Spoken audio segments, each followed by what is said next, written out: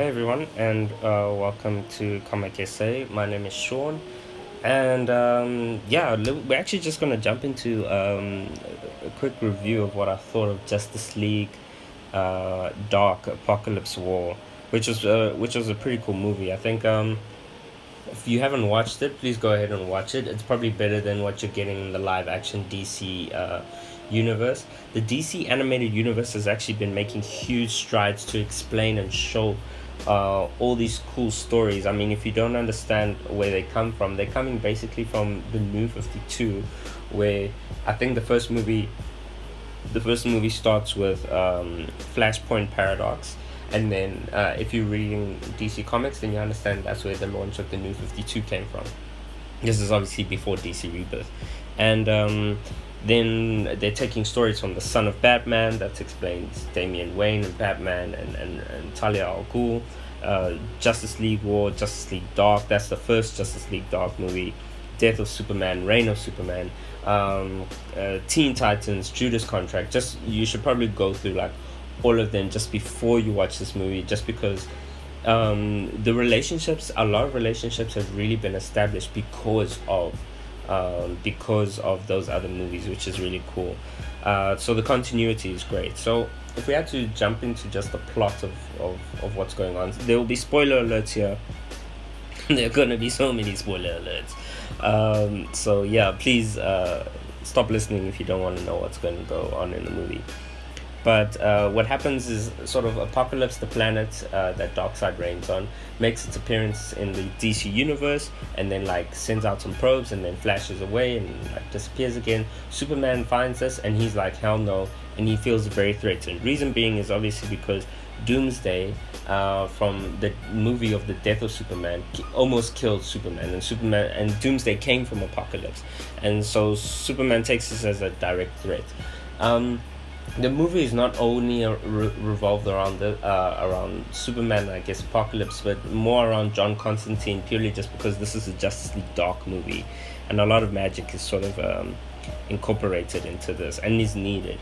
So what you find is that Superman concocts this plan with the rest of the Justice League, along with John Constantine and Batman and Wonder Woman, everyone from Shazam, The Flash, and they say they're going to attack Apocalypse. And now the problem is Darkseid has an actual patch in through to Cyborg still, so he knows the plan is coming. So I mean, when they go and attack Apocalypse, it's a complete wipeout. I mean, they're not just facing parademons with because Darkseid knows this is happening. He takes DNA infused from Doomsday, infuses into his parademons, so they become like Paradoom demons.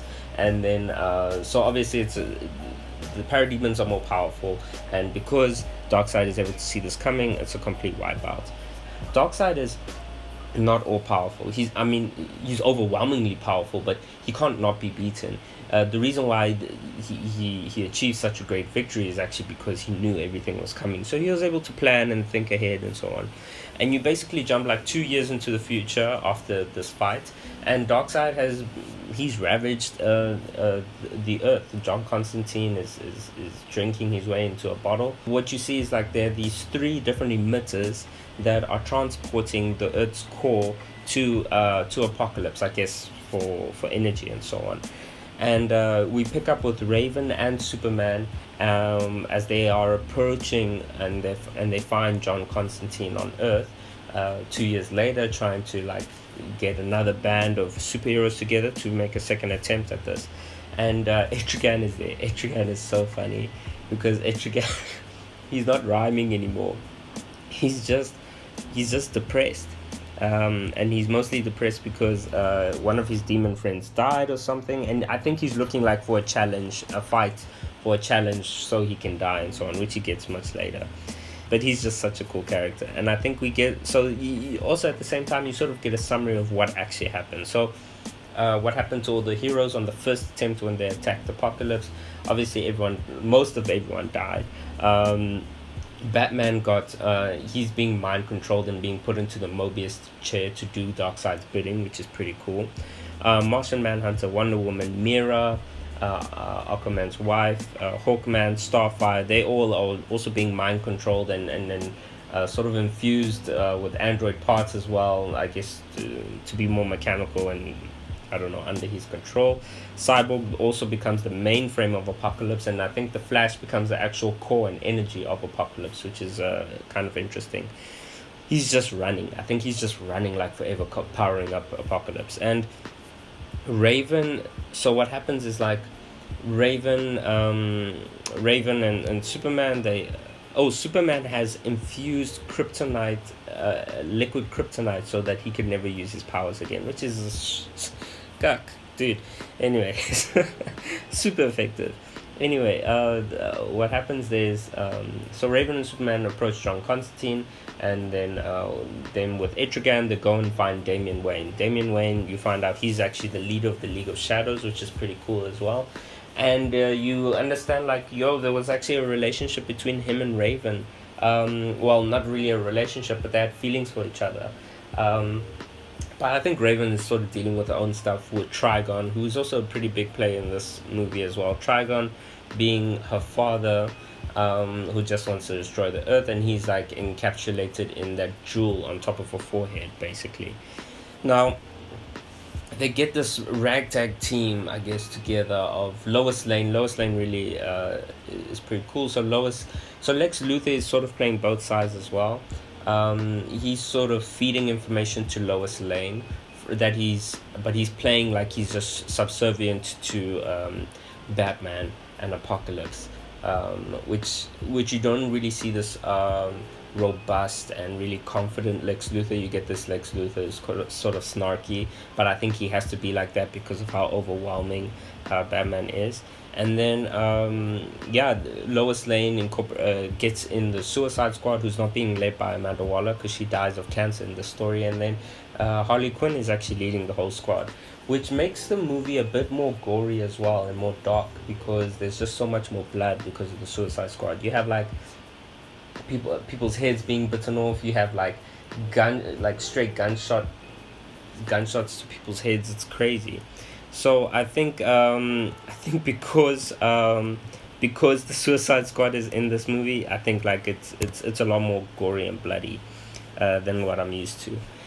Now what happens is they come up with this plan, like they're going to destroy Apokolips 100%, you know, and then they're like, okay, cool, let's go do this. And the reason why they're also picking this time to do it is because they know from Lex Luthor's information that he's feeding them that Darkseid is heading to Oa, the planet of the Green Lanterns, to actually wipe out Oa, which is we don't see that battle, but it seems like it's hectic. Like he really he kills everyone, and like you have this really cool moment with Jon Stewart saying the Green Lantern's oath, and then like Darkseid just like what does he say? He sends some molten lava like to Oa and burns him, incinerates a lot of the planets, and he's like, just to make a point, you know.